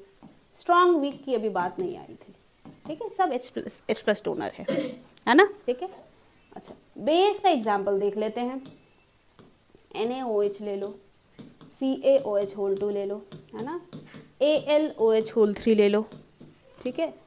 आप अरे ये OH3, ठीक है। और क्या, कोई सा भी ZnOH3, कोई सा भी ले लो, NH4OH ले लो, है ना, NH4OH, ठीक है। इसमें से देखो ये दोनों वीक है, ये दोनों स्ट्रांग है ना, MgOH2 ये सब स्ट्रांग आता है, ठीक है। ZnOH2 हो गया, वीक हो जाएगा वो, ठीक है, ऑलराइट, ओके। अब इसके बाद जो नेक्स्ट आया था, अब दिक्कत क्या आई थी ना इसमें, पता है, अमोनिया बेस की तरह बिहेव करता था। अब अमोनिया को अगर देखोगे ना, तो अमोनिया में तो OH है ही नहीं, कैसे बेस की तरह बिहेव कर रहा है, तो ये एक्सप्लेन नहीं कर पाया था, बात समझे, हाँ बिल्कुल। तो अब नया कंसेप्ट का ज़रूरत है, ठीक है, तो ये ध्यान रखना, ठीक। तो यहाँ पर ये नहीं हो पाता, तो अब आया नेक्स्ट, उस कंसेप्ट का नाम है ब्रॉन्स्टेड लॉरी कंसेप्ट, ठीक है, एसिड बेस कंसेप्ट। मेरे क्लास में सब पढ़ा दिया था, तो स्कूल में 7 में ट्यूशन हो गई और कोई कोई होता सब, हाँ, लेकिन ये अच्छा है। देखो 7 में स्टार्ट होता है और अगर आपको अभी ध्यान है तो सोचो अभी कितना आराम से आप देख रहे हो, है कि नहीं? लग रहा होगा कि चीज़ें अच्छा चलो यहाँ से रिलेटेड है, ठीक है? तो रिलेटेड बहुत सारी चीज़ें होती है, लेकिन कई बार क्या होता है ना, वो भी जरूरत नहीं है, वो सब भी पढ़ा दिया था, वो यूजर अभी का कोई जरूरत था, वो भी पढ़ा दिया था। देखो पहले ज़रूरत नहीं होती है, लेकिन अगर आप पहले कुछ भी चीज़ जान रहे होते हो ना, कई बार 9th 9th में भी बता दिया जाता है, ठीक है? तो ना फाइव में छोड़िए, 7 में समझ। तो उस समय अगर एक्स्ट्रा था भी ना, उस समय एक्स्ट्रा इसलिए लगता है ना क्योंकि अब वो ना एग्ज़ाम में काम आना है, ठीक है? अगर आप कुछ नेशनल एग्जाम दे रहे हो तो हो सकता है उसका जस्ट कुछ थोड़ा जैसे वो अगर आपको पता है तो यूज़ हो जाएगा, ठीक है? लेकिन नेशनल एग्जाम कोई आपका डेली तो होता नहीं है, हर महीने होता नहीं है, हर महीने या फिर मोस्टली साल में कौन सा इंपॉर्टेंट एग्जाम होता है जब हम लोग 7 8 में होते हैं, तो भाई जो भी आपका स्कूल का एग्जाम है, हाफ ईयरली है, फाइनल है, उसी में डूबे पड़े रहते हैं सब, है ना? ये बहुत इंपॉर्टेंट एग्जाम, अब चलो ये पढ़ना है, ये करना है, तैयारी में लगे रहते हैं कि नहीं? अब उसके लिए अगर कोई चीज़ यूज़ नहीं होगा ना तो हमें लगता है ये तो बेकार में कर लिया, ठीक है? फॉर एग्जाम्पल अभी आप जो भी जिस भी एग्ज़ाम को आप टारगेट कर रहे हो, अपार्ट फ्रॉम दिस यहाँ पर जो भी सब्जेक्ट यूज़ हो रहा है, अपार्ट फ्रॉम दिस अगर आपको टाइम देना पड़े ना किसी और डिफरेंट सब्जेक्ट में, तो आपको लगेगा कि ये क्या ही पढ़ रहे हैं हम लोग, है ना? क्योंकि आपको वो गोल ओरिएंटेड नहीं लगेगा। तो उस उन चीज़ों का बस ये होता है, ठीक है? लेकिन अगर मान लो आपने पढ़ लिया और अभी तक अगर आपको याद है तो अभी आपको नया नहीं लगेगा, जो बहुत बच्चों के लिए नया होता है, ठीक है? तो फ़ायदा में बस यहाँ तक रहता है, ठीक है? और टिल 12 तो मोस्टली आपका अगर साइंस है जो कि मैक्सिमम बच्चों का होता है तो कुछ चीज़ें कॉमन हो जाती है। केमिस्ट्री तो कॉमन ही है, चाहे आप मतलब बायो लो या फिर आप मैथ्स लो, है ना? इंजीनियरिंग लो या मेडिकल फील्ड लो, अच्छे खासे बच्चे इन प्रोफेशनल फील्ड में आते हैं, है ना? तो उनके लिए थोड़ा अच्छा हो जाता है, ठीक है? तो इसलिए अभी तो खैर पढ़ लिया तो अच्छी बात है, इसके लिए तो आपको टेंशन ही नहीं, पढ़ लिया है, ठीक है? ब्रॉन्स्टेड में देखो क्या होता है, एसिड को अगेन एक्वस सॉल्यूशन का ही बात हो रहा है ना? एसिड के लिए तो इन्होंने बताया कि एसिड में कोई दिक्कत नहीं, वो H+ डोनर है, दैट्स फाइन, ठीक है? बेस को कैसे डिफाइन किया था बताना? बेस को मतलब वो कॉन्जुगेट कॉन्जुगेट बेस अगर हो जाए तो हाँ, कॉन्जुगेट एसिड बेस पेयर, इस इन्होंने ये टर्म इंट्रोड्यूस किया था ना। एसिड का देखो यही आपने अभी लिखा होगा अरहेनियस के लिए, है ना? बेस को जो OH- डोनर था ना, उसको इन्होंने बोला कि बेस को H+ एक्सेप्टर अगर कर लोगे ना आप तो भी वो बेस की तरह काम करने लगेगा। जैसे NH3 में अगर आप पानी डाल दो, NH4 हो जाता है। बिल्कुल NH4+, तो ये पानी से क्या करता है, H+ एक्सेप्ट कर लेता है। पानी से जैसे ही H+ एक्सेप्ट करेगा तो क्या आपको दिख रहा है ये OH-? उसमें तो जो NH4+ है वो बेस है ना। ना ना ना, NH3 as a whole ammonia acts as a base. कैसे हम लोग इसको बेस डिफाइन करें, इसमें तो OH- है ही नहीं, लेकिन इसको अगर आप पानी में डाल दो तो देखो ये OH- रिलीज कर रहा है, इसके साथ कनेक्टेड नहीं है लेकिन ये रिलीज कर रहा है। कैसे रिलीज कर रहा है भाई, ये H+ एक्सेप्ट कर रहा है, बात समझे? तो दैट्स हाउ इन्होंने डिफाइन कर दिया कि एसिड को तो कोई दिक्कत नहीं है उसके डेफिनेशन में, वो H+ डोनर हो जाएगा, बट बेस का क्या होगा, H+ एक्सेप्टर।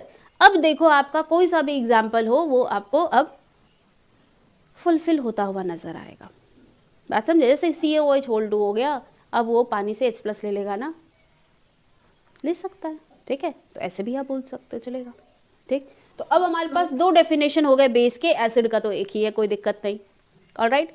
इन्होंने एक और बात कहा, कॉन्जुगेट एसिड बेस पेयर। उन्होंने क्या कहा कि भाई ये इस रिएक्शन में ये बेस की तरह बिहेव कर रहा है ना, ठीक है? It is a base. तो इसमें जब हमने एक H+ ऐड कर दिया, ध्यान रखना एक सिंगल H+ जब हमने ऐड कर दिया तो अब जो भी चीज़ आ गया, तो सिंगल H+ ऐड करने के बाद NH4+ आया, इसको क्या कहेंगे, कॉन्जुगेट बेस बेस है तो एसिड हो जाएगा। हाँ, बेस के लिए Ca, ठीक है? कॉन्जुगेट एसिड, ये बेस है, ये उसका कॉन्जुगेट एसिड, ठीक है? लेकिन ये ध्यान रखना कॉन्जुगेट एसिड बेस पेयर जो इन्होंने बताया था इसमें सिंगल H+। अच्छा एक बात बताओ, क्या मैं एक H+ आयन को प्रोटॉन बोल सकती हूँ? बोल सकती हूँ, है ना? दैट इज वाई इसको प्रोटॉनिक कंसेप्ट भी कहा गया था, प्रोटॉनिक कंसेप्ट, ठीक है? क्यों? प्रोटॉन डोनर, प्रोटॉन एक्सेप्टर, बात समझे? ठीक है? तो यहाँ पे दो बातें आ जाती है, प्रोटॉन डोनर, एसिड को प्रोटॉन एक्सेप्टर भी बोल सकते हैं, है ना? सिंपली H+ के लिए प्रोटॉन यूज किया जा रहा है।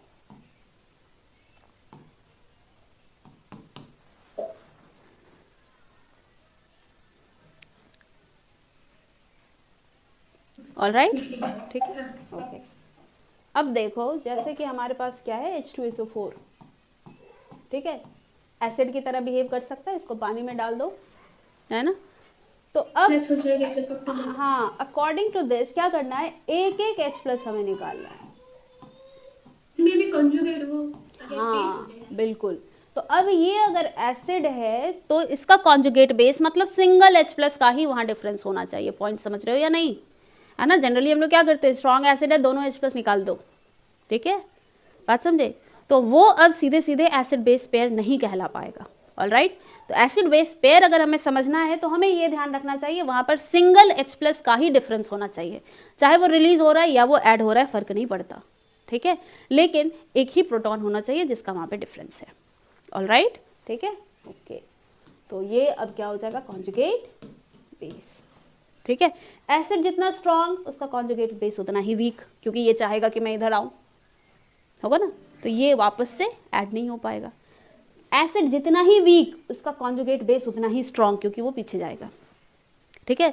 तो जैसे ही ये नेचर आ रहा है, अब आपको समझ में आ रहा है ना, रिवर्सिबिलिटी की बात तो हो सकती है यहाँ पर, ठीक है। हाँ, अब ये बहुत, stability gain करने के हाँ लिए। वेरी नाइस, अब ये बहुत स्ट्रांग है तो ये तो आगे ही जाएगा, इसमें उतनी कैपेसिटी है नहीं, ये वीक है तो ये पीछे नहीं आ पाएगा, तो ये ऑलमोस्ट आगे जाएगा। लेकिन NH3 वीक होता है तो उसका कॉन्जुगेट एसिड स्ट्रांग हो जाएगा, तो वो वापस जा सकता है, बात समझे, ठीक है। तो वहाँ रिवर्सिबिलिटी आ जाएगी। ऑलराइट, ठीक है। तो कॉन्जुगेट एसिड बेस पेयर समझ गए हो क्या, ये कॉन्जुगेट बेस लिख लिया है ना, भाई तो एम्फीब्योटिक स्पीशीज आ जाता है। आ जाता है, बिल्कुल सब आता है यहीं पर, ठीक है। अब दो इंपॉर्टेंट पॉइंट हम लोग यहाँ पे लिख लेंगे, conjugate acid base pair, conjugate acid base pair, इनको क्या कहते हैं, कॉन्जुगेट एसिड बेस पेयर, ठीक है।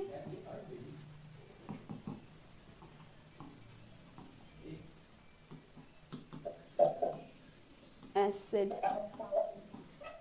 And it's conjugate base, and it's conjugate base लिखना, डिफर बाय 1H+ आयन, और क्या हम लिख सकते हैं सिंगल प्रोटॉन, ठीक है। ये इंपॉर्टेंट पॉइंट है यहाँ पर, ठीक है। यहीं पर base and it's conjugate acid को भी अगर हम देखें तो वो भी डिफर बाय, हमने इंक्रीज हो रहा है या डिक्रीज हो रहा है हमने नहीं लिखा, एक्सेप्ट कर रहा है या वो रिलीज कर रहा है ये नहीं लिखा, है ना, ठीक है। लेकिन differs by single H+ ion ये तो हम आराम से सेफली लिख सकते हैं, ठीक है। अगर एसिड है इट विल रिलीज अस, हाँ, सिंगल H+ आयन, ठीक है। और जो भी बन रहा है वो एसिड और उसका कंजुगेट बेस कहलाएगा, ठीक है। बेस अगर है तो it will accept 1H+ ion, बात समझे। तो अब यहाँ पर अगर थ्योरेटिकल क्वेश्चन बनता है तो स्टेटमेंट पर ध्यान रखना, एसिड है तो रिलीज करेगा H+, बेस है तो एक्सेप्ट करेगा, ठीक है। इसके बाद एक और इम्पॉर्टेंट पॉइंट देख लो, strong acid will have weak conjugate base, है ना, ठीक है। इसी तरह 4 स्टेटमेंट लिख सकते हैं, 2 लिख लेते हैं हम लोग, समझ लोगे ना बाकी। स्ट्रॉन्ग बेस अगर है तो वीक कॉन्जुगेट एसिड, अगर वीक एसिड हुआ तो स्ट्रॉन्ग कॉन्जुगेट बेस, ठीक है, यानी तो लिख ही लो। वीक एसिड अगर हो गया it will have strong, acid है तो स्ट्रॉन्ग कॉन्जुगेट बेस, है ना। वीक बेस है तो वीक बेस के लिए क्या लिखेंगे, और कंजुगेट एसिड हो जाएगा, स्ट्रॉन्ग कॉन्जुगेट एसिड, ठीक है। ये सब कहाँ इंपॉर्टेंट होता है, कुछ थ्योरेटिकल क्वेश्चन में अगर आ जाए तो ये सारे पॉइंट अब इंपॉर्टेंट हो जाएंगे, ठीक है। ऑलराइट, ठीक है।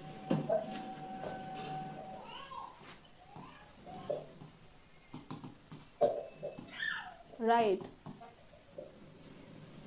कॉन्जुगेट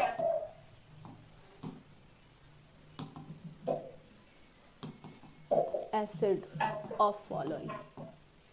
अब कॉन्जुगेट एसिड अगर लिखना है इसका मतलब आप बेस के लिए कॉन्जुगेट एसिड लिखते हो, तो बेस क्या करता है, H+ एक्सेप्ट करेगा या H+ डोनेट करेगा, एक्सेप्ट करेगा, एक्सेप्ट करेगा। इसका मतलब अभी हम लोग जितना भी चीज़ देखेंगे ना उसमें क्या करना है, एक H+ ऐड करना है और लिख देना है, वही उसका कॉन्जुगेट बेस होगा, सॉरी कॉन्जुगेट एसिड होगा। लेकिन उसका चार्ज कैसे पता चलेगा?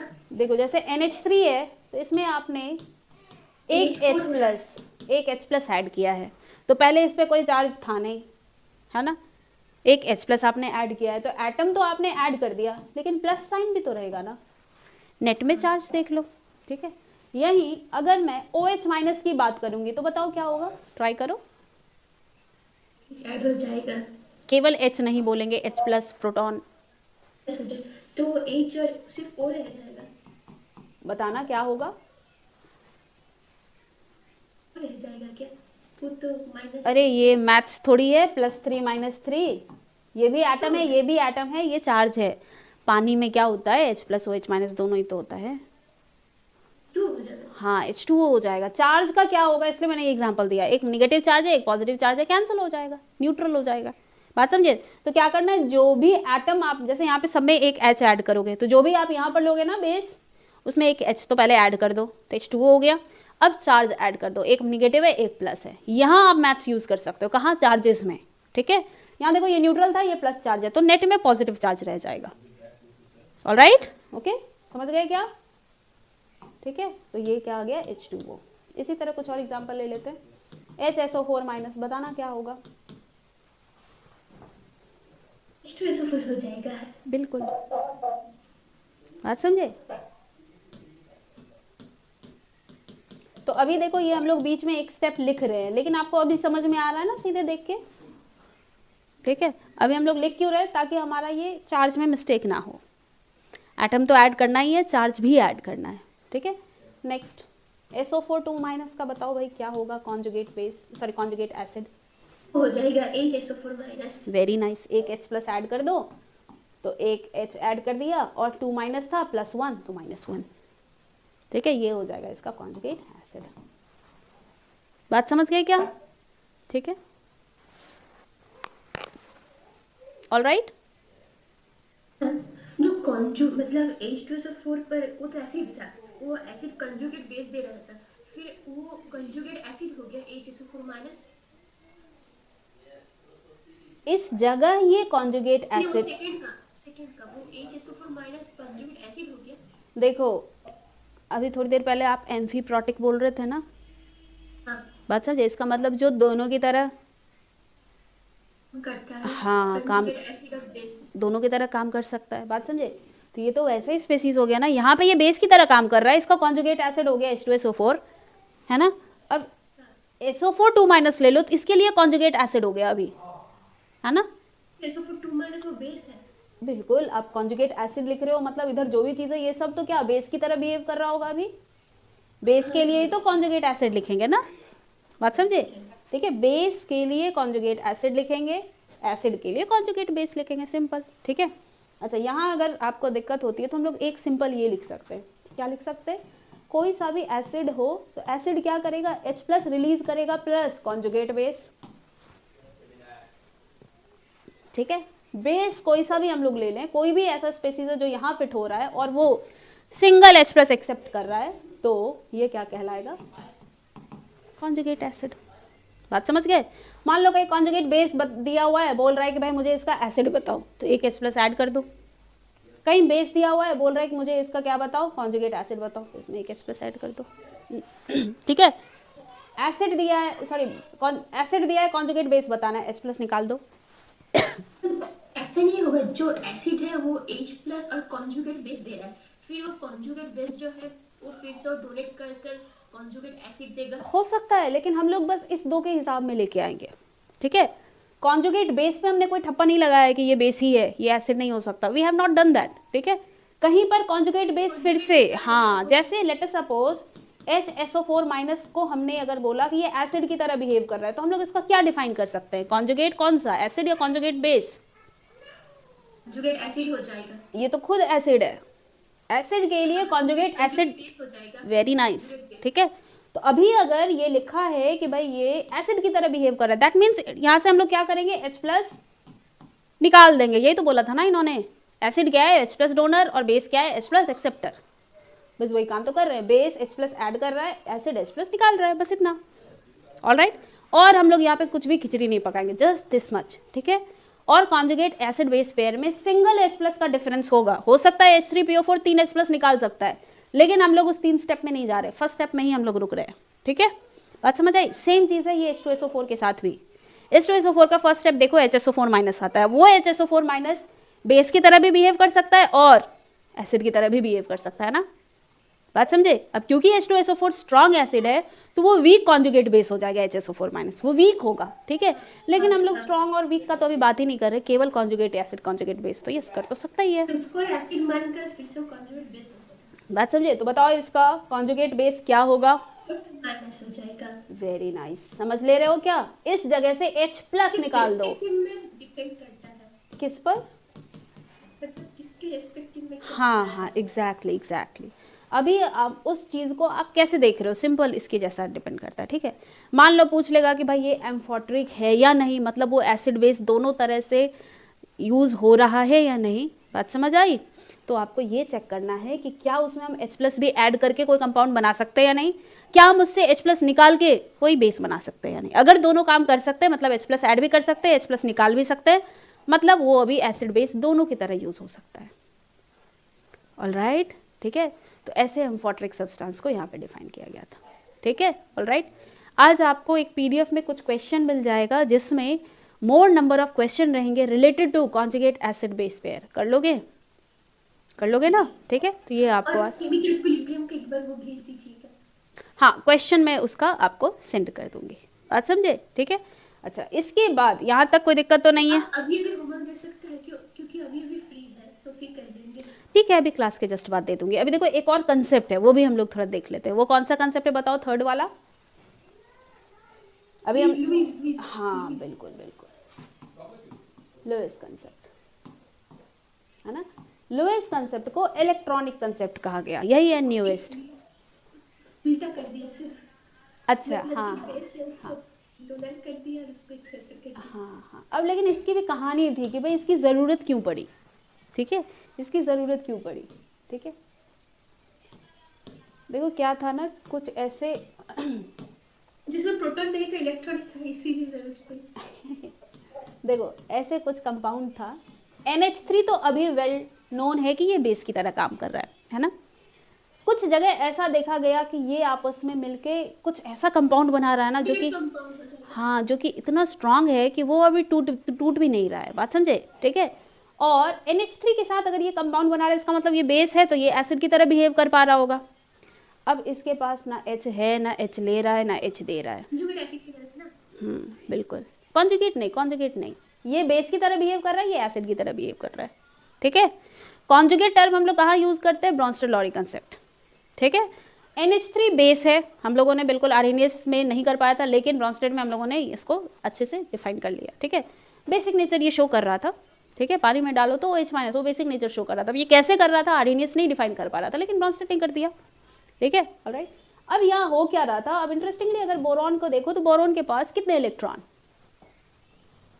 उनके पास तो ज़्यादा इलेक्ट्रॉन हो जाएगा, कितना जरा बताओ तो, बोरॉन का Z कितना होता है बताओ, फिर से बोलना 5, ठीक है, ऑलराइट। तो इसका मतलब इसका इलेक्ट्रॉनिक कॉन्फ़िगरेशन क्या होगा, 2,3, तो 3 ही इलेक्ट्रॉन तो है ना, और 3 फ्लोरीन आप दे रहे हो, तो क्या ऑक्टेट पूरा है इस BF3 का, तो इसको ऑक्टेट मतलब अगर 2 इलेक्ट्रॉन कहीं से मिलेगा तो ये तो आराम से ले लेगा, बात समझे। अब ये क्या होता है इंटरेस्टिंगली, N के पास एक लोन पेयर होता है, तो इलेक्ट्रॉन क्यों, तो ऑक्टेट फिलअप करने के लिए और 5 इलेक्ट्रॉन अच्छा BF3 अगर हमने कर लिया तो BF3 का क्या मतलब, 3 बॉन्ड बन चुका है, तो फिर 5 हो गया, 5 हो गया क्या, देखो 6 हाँ ठीक है, 3 बॉन्ड मतलब 6 इलेक्ट्रॉन, बात समझे। तो कितने चाहिए और इसको 2, तो अब इसके पास क्या है लोन पेयर, तो ये क्या करता है पूरा डोनेट तो नहीं कर पाता है क्योंकि NH3 ऐसा ना, ठीक है, लोन पेयर मिला के इसका ऑक्टेट कंप्लीट होता है। लोन पेयर का जो ये 2 इलेक्ट्रॉन है इसको ऐड करोगे ना तब N का ऑक्टेट कंप्लीट होगा, है ना। 3 बॉन्ड है मतलब 6 इलेक्ट्रॉन प्लस एक लोन पेयर है मतलब 8 इलेक्ट्रॉन इसका कंप्लीट है, ठीक है। लोन पेयर का क्या मतलब होता है कि अवेलेबल है इसके पास, है कि नहीं, और ये क्या कर सकता है, कोऑर्डिनेट बॉन्ड, रिलेटिव बॉन्ड, है ना। तो डेटिव बॉन्ड क्या होता है, कंप्लीटली आयनिक की तरह वो डोनेट नहीं कर देता है, बोलता है कि भाई देखो ऐसा है, मेरे पास 2 इलेक्ट्रॉन है, हम लोग शेयर कर सकते हैं, है ना। तो दोनों की तरफ बिहेव बिल्कुल करता है, बिल्कुल, आयनिक का कोवैलेंट जैसे। हाँ बात समझे। आयनिक कोवेलेंट किस सेंस में होता है, देखो बी बोलता है कि भाई देखो मेरे पास ना कोवेलेंट में क्या होता है, दोनों अपना एक एक इलेक्ट्रॉन शेयर कर रहा होता है कोवेलेंट में, है कि नहीं, जैसे BF3 में हुआ या यहाँ NH3 में देखो N और H के बीच में दोनों ही N और H एक एक इलेक्ट्रॉन शेयर कर रहे होते हैं। बोरॉन बोलता है भाई मुझे तो चाहिए ही, मेरे पास तो शेयर करने लायक भी कुछ नहीं है, तो N बोलता है चलो चलो ठीक है, ये इतना दानी है कि चलो क्या करते हैं कि हम लोग एक साथ में रह लेते हैं, ठीक है, ऑलराइट। तो इस तरह से अब ये NH3 अटैच टाइप का हो गया ना, NH3 यहाँ से रिलीज नहीं हो पाता, बात समझे। लेकिन सोचो इसकी स्टेबिलिटी तो बहुत बढ़ा दी, है ना। तो इस तरह से कुछ कंपाउंड दिखा जिसमें कि अगर ये बेस हम लोग कह रहे हैं इसको, तो भाई ये एसिड की तरह बिहेव हो रहा है अभी, बात समझ गए। तो इसको हम लोग कौन सा एसिड कहेंगे, लुईस एसिड, ठीक है, ऑलराइट। NH3 कौन सा बेस है, क्या ये आर्हेनियस बेस है NH3, ब्रॉन्स्टेड बेस है। ब्रॉन्स्टेड बेस है या फिर लुईस बेस भी हम कह सकते हैं, ठीक है। तो अब देखो लुईस बेस में इन्होंने क्या कहा कि जो कहाँ से यूज हुआ जो उसको लुईस एसिड बोल रहा है, क्या बोल रहे हो, लुईस का कंसेप्ट किधर यूज हुआ जो उसको अच्छा NH3 तो पहले से ही बेस था। अब ये बेस क्या करता है, एसिड बेस एक दूसरे के साथ आराम से इंटरेक्ट कर सकता है कि नहीं, कर सकता है, ठीक है। तो कोई बेस है वो किसी के साथ अगर इंटरेक्ट कर रहा है तो हो ना हो उसमें कुछ ना कुछ एसिडिक कैरेक्टर तो है, सिंपल सा इतना बात है ना, उसमें एसिडिक कैरेक्टर है, ठीक है। अब ये BF3 में ना हमें H+ से रिलेटेड कुछ भी नहीं था अभी तक के दोनों कंसेप्ट में, H+ डोनर जो होगा वही होगा हमारा एसिड, तो H तो इसके पास है ही नहीं। ऐसे और भी कुछ कुछ कंपाउंड दिखे थे जो कि H बिल्कुल नहीं है, लेकिन वो क्या कर रहा है NH3 के साथ बड़े अच्छे से स्टेबल हो रहा है। अब उसमें जो कॉमन चीज़ देखा ना वो ये देखा कि उसका खुद का ऑक्टेट कंप्लीट नहीं है, तो वो स्टेबल नहीं था खुद में, ठीक है। तो उसको क्या चाहिए था, उसको चाहिए था इलेक्ट्रॉन। तो दैट इज हाउ लुईस ने कंसेप्चुलाइज किया नए तरीके से एसिड बेस को यूजिंग इलेक्ट्रॉन, ऑलराइट, ठीक है। तो कहानी इधर से आई थी, ओके, ठीक है। और इन्होंने कैसे कंसेप्चुलाइज किया, देखो इन्होंने कहा एसिड हम लोग किसको बोलेंगे, acid will be lone pair acceptor, accept कर रहा है ना, देखो acid will be lone pair acceptor,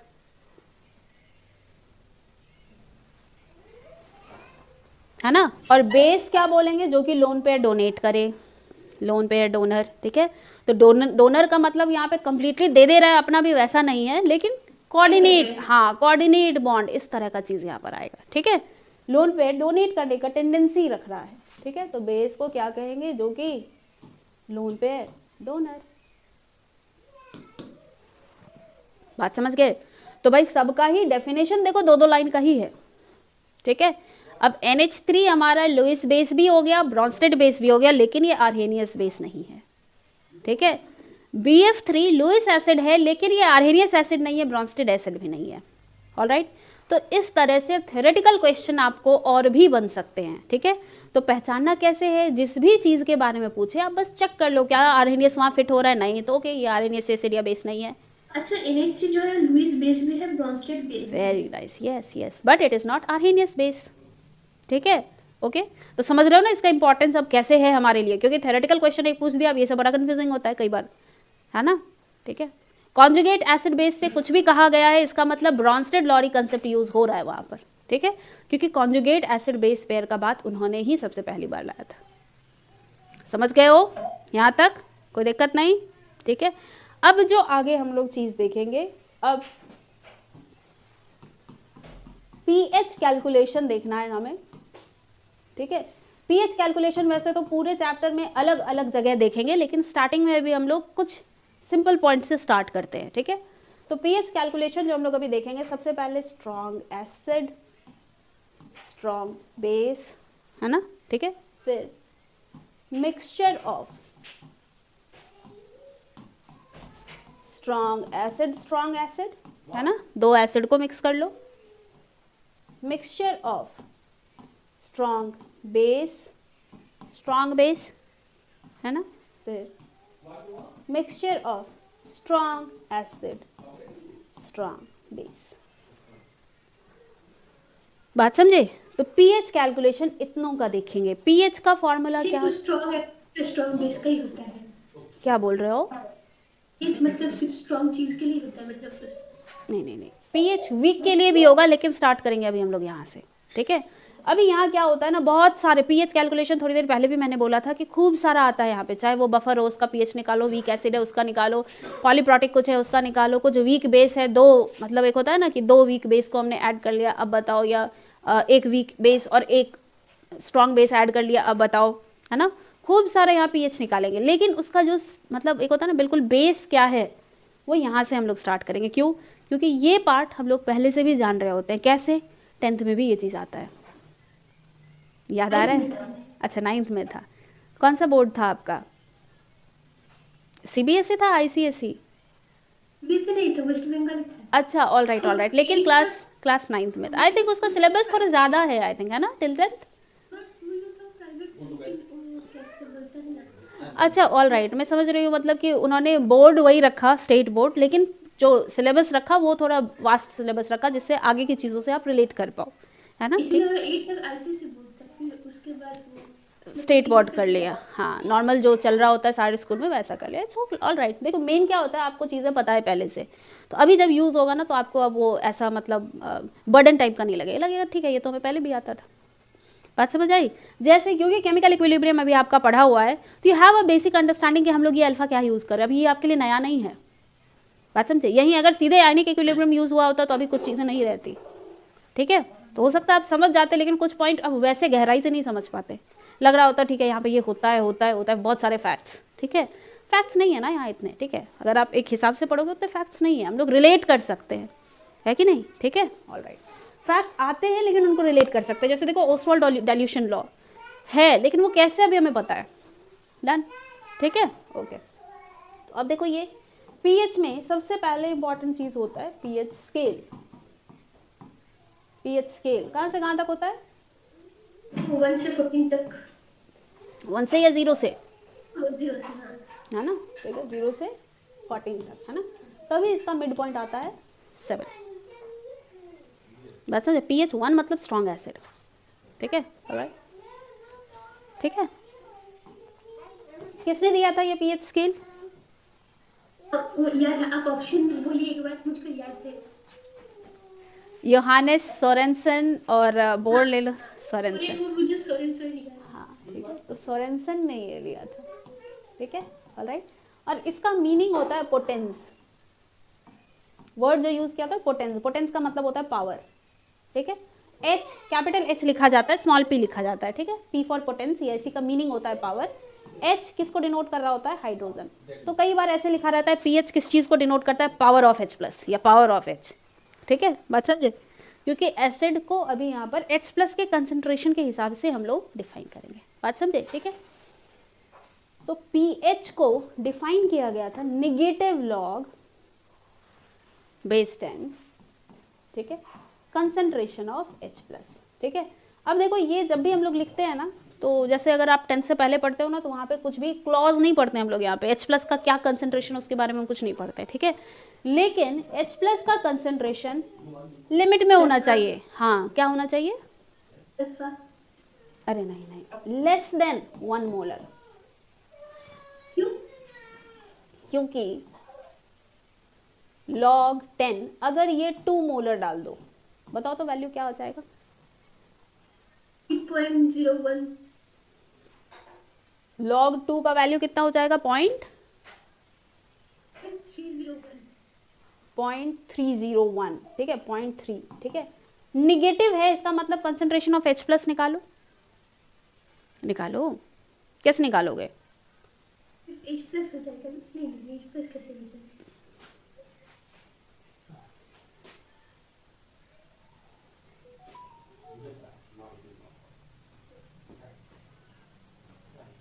वो तो नेगेटिव है, तो उसको कैसे निकालें?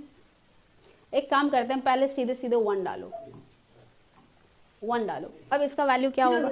0 हो जाएगा, pH 0 हो गया, एग्जैक्टली ये, ठीक है। अब इससे लार्जर कुछ भी वैल्यू डालोगे तो इधर ये पीछे चलता जाएगा ना, तो हमारा डिफाइन नहीं हो पाएगा, है कि नहीं? बात तो फिर माइनस में क्यों दे दिया? दैट इज वाई हमने यहाँ पे ये लगाया ना, ऑल राइट, ठीक है। तो ये ऐसा होता है, बात समझे? CO 10 to the power हाँ, अब क्या होता है यहाँ पर देखो, एक्चुअल अगर केमिस्ट्री की बात करोगे तो यहाँ पे एक टर्म आता है एक्टिविटी ऑफ H+। तो जैसे ही आपकी मोलैरिटी इससे बढ़ती है ना, तो एक्टिविटी एक्चुअली कम ही होता है, ठीक है। तो वो ओवरऑल पीएच आपका इसी के अंदर रहेगा, ठीक है, लेकिन वो हमारे सिलेबस में है नहीं, तो हम लोग बस यहाँ पे ये चीज़ यूज़ करके कर लेते हैं, ठीक है। दूसरा कंडीशन भी हमें जो मिलेगा ना, वो आप जहाँ पर भी देखोगे 1 मोलर से कम ही मोल मिलेगा। 10⁻⁴, 10⁻³ 0.5, 0.05, 0.25 इसी तरह से वैल्यू मिलेगा। बात समझ आई? उसका पीएच निकालने को मिलेगा, ठीक है। तो ये अगर आपको पता हो तो सही है, नहीं हो तो भाई इसको यूज़ करके ही रहता है, क्योंकि वो आउट ऑफ सिलेबस है। ऑलराइट, अगर आपको जनरल फार्मूला देखना है तो जनरल फार्मूला ऐसे होता है, -log10 कंसंट्रेशन की जगह यहाँ पे एक्टिविटी को स्मॉल a से डिनोट करते हैं, एक्टिविटी ऑफ H+, ठीक है। अभी देखो ये एक्टिविटी टर्म थोड़ा सा आपको पता होगा, ये जो एक्टिव मास होता है ना, वहीं से रिलेटेड होता है ये, ठीक है। तो activity of H+, even if ये मोर देन 1 मोलर है तो वो एक्चुअली कम ही हो जाता है, एक्टिविटी कम हो जाता है, ठीक है। तो दैट्स हाउ हम लोग पीएच डिफाइन कर सकते हैं, ठीक है। लेकिन ये चीज़ अभी हमारा है नहीं, ठीक है। तो इसको आपको बस पता भी हो, क्या होता है ना, कुछ चीज़ें अगर वैसे ही पता रहती है तो लगता है हाँ यहाँ पे कुछ ऐसा बात तो है, बस ये ध्यान रहता है, ठीक है। ऑलराइट, मेन चीज़ ये है, ओके, ठीक है। ये स्केल बचपन से पढ़ रहे होते हैं, ये पार्ट न्यूट्रल है, ये स्ट्रॉन्ग एसिड वाला पार्ट है, ये स्ट्रॉन्ग बेस वाला पार्ट है ना। 7 से इधर चले जाओ तो अब ये एसिडिक मीडियम आ गया, 7+ चले जाओ तो ये क्या होगा, बेसिक मीडियम, बेसिक मीडियम है ना। हमारे ब्लड का पीएच क्या होता है, 0.4, हाँ एल्केलाइन, ठीक है। जैसे ही थोड़ा एसिडिक में आने लगा या एल्केलाइन अगर कम होने लगा, इसका मतलब कुछ ना कुछ, अगर जैसे होता है ना कि अगर कुछ भी डिजीज़ होता है तो ब्लड का पीएच हमारा थोड़ा ना थोड़ा आपका अगर एसिडिक में आ गया, इसका मतलब अब तो भाई उसको जल्दी से आप रिकवर करो, बात समझे, ठीक है। तो एल्केलाइन, सॉइल भी एल्केलाइन, ठीक है, सॉइल का भी क्या नेचर होता है, एल्केलाइन। वही जब एसिडिक हो जाता है, इसका मतलब अब वो कहते हैं ना उपजाऊ नहीं रहा, बंजर भूमि हो गई है, इसका मतलब उसका पीएच डिस्टर्ब, हाँ बिल्कुल, पीएच डिस्टर्ब हो गया है, ठीक है। तो उसको वापस से कुछ करने का होता है। ट्रीज़ में ऐसे कुछ होते हैं कि भाई उनका उनके अपने कुछ प्रोसेसेस होते हैं कि जो ऑयल, ये जो सॉइल है हमारा, वो अपनी उर्वरा क्षमता जो होता है उसको बनाए रखता है, ठीक है। अब यही हम बाहर से बहुत ज़्यादा अगर फर्टिलाइजर्स ये सब ऐड करने लगते हैं तो वही चीज़ उनकी क्या होती है, कम होने लगती है। तो केमिकल्स बहुत ज़्यादा यूज़ नहीं करने चाहिए, हार्मफुल होते हैं, ऑलराइट, ठीक है। थोड़े अमाउंट में यूज़ करना करो, लेकिन एक होता है ना कि भाई हम ज़्यादा दे सकते हैं तो ज़्यादा डाल दिया, it is not good for soil, तो वो काम मत करो। अति किसी चीज़ का भी गुड नहीं है, सिंपल सा ये चीज़, ठीक है। जितना रिक्वायरमेंट है उतना कर सकते हो, नहीं करो अच्छा है। ऑर्गेनिक फार्मिंग अभी खूब ज़्यादा चल रहा है ना। आप जो अपने घरों के वेस्ट होते हैं उसको पहले ये किया भी जाता था, गाय मोस्ट घरों में होती थी, है ना। काव रहते थे ना पहले, बहुत ज़्यादा काव हुआ करते थे, लगभग नेक्स्ट डोर में, हर एक नेक्स्ट डोर में रहता ही रहता था, है ना, जो भी रख सकते हैं। हाँ, ये होता था कि भाई काम बहुत ज़्यादा रहता है, अगर आप काऊ को रख रहे हो, उनका रख रखाव बहुत ज़्यादा काम होता है उसमें, ठीक है। तो मोस्टली लोग, मतलब कुछ लोग रहते थे कि वो वही काम कर ही रहे हैं, बिकॉज इट नीड्स दैट, ठीक है। अभी विंटर की सीज़न की बात करोगे तो भाई बहुत ज़्यादा ध्यान से रखना होता था, नहीं तो जैसे होता है ना कि भाई ठंडा लग गया, दस्त लग गया, तो काऊ को भी वैसे होता है, ठीक है। तो बहुत ध्यान से रखना पड़ता है उनको, ठीक है। तो बहुत सारी चीज़ें होती है, फिर अगर आप कुछ और काम में बिजी हो तो नहीं कर सकते, you can not maintain that, तो you need different people for that. तो इस तरह से धीरे धीरे चीज़ें आगे बढ़ी, लेकिन अभी भी है, क्योंकि भाई मिल्क तो अभी भी हर घर में कंज्यूम हो रहा है, ठीक है। तो अभी भी चीज़ें हैं, अलग तरीके से बट है, ठीक है। तो ये सारी बातें होती है। तो अब हम लोग नेक्स्ट क्लास में क्या करेंगे, पीएच का कैलकुलेशन, प्लस आज आपको पीडीएफ मिल जाएगा। लेकिन और एक बात कह रहे थे, हाँ, इक्विलिब्रियम का क्वेश्चन, वो भी मैं सेंड कर दूँगी, रीसेंड कर दूँगी, ठीक है। आपका क्या वो पीडीएफ मिस हुआ है या होमवर्क वाला क्वेश्चन वो मिस हुआ? क्वेश्चन मिस हो गया, पीडीएफ है, अच्छा ठीक है, मतलब प्रिंट आउट है। ऑलराइट, तो फिर मैं वो क्वेश्चन बस है उसको सेंड कर दूँगी, ठीक है। साथ में क्या करना, आपके पास जितने भी क्वेश्चन अवेलेबल हों उन सबको अटेम्प्ट करते रहना, ठीक है। एक बार बताया था ना शायद हम लोगों ने पिछले चैप्टर के टाइम पर कि भाई कुछ क्वेश्चन डेली अब आप करना स्टार्ट करो, है ना। बना रहे हो, मेंटेन कर रहे हो, वो क्या कर रहे हो, मेंटेन कर रहे हो, पता है उसको अगर मेंटेन करोगे ना तो अभी 5-6 महीने लगेंगे, लेकिन आप बहुत अच्छे पोजीशन पर चले आओगे, ठीक है। मतलब एक होता है ना जैसे अभी आप पढ़ रहे हो, लेकिन एक होता है उसको अगर बिल्कुल फोकस के साथ 2 बार प्रैक्टिस कर लो तो ठीक है ना। बिल्कुल कर लो। अब उसमें क्या होता है ना कि जैसे कि उसी क्वेश्चन को अगर आप 3 महीने बाद करोगे ना तो प्रैक्टिस तो आपका हो रहा है, लेकिन आपको लगेगा कि अभी मुझे थोड़ा ज़्यादा टाइम इस पर देना है। वही चीज़ अगर आप 5-5 क्वेश्चन करके करोगे ना तो भाई कभी एटॉमिक स्ट्रक्चर उठा लिया, कभी कोई दूसरा डिफरेंट चैप्टर उठाओ, तो उससे क्या होता है ना, रिवीजन चलता रहता है। आप चाहो तो आप PYQ खरीद लो, PYQ का ही 5 क्वेश्चन कर रहे हैं, उसके डाउट आए डाउट पूछ लो, डाउट का तो यहाँ दिक्कत ही नहीं है, डाउट तो आराम से आपके जब डाउट आए वो 1 से 2 दिन के अंदर ही आपका कवर हो जाता है कि नहीं, ठीक है। तो आप उसको कंप्लीट कर लो और बाकी जो चीज़ चल रहा है उसमें अपना चलते जाओ। ठीक है। तो रिवीजन बहुत इंपॉर्टेंट पार्ट होता है, जिसमें कि कई बार नहीं पता होता है बच्चों को कि रिवीजन कितना इंपॉर्टेंट है।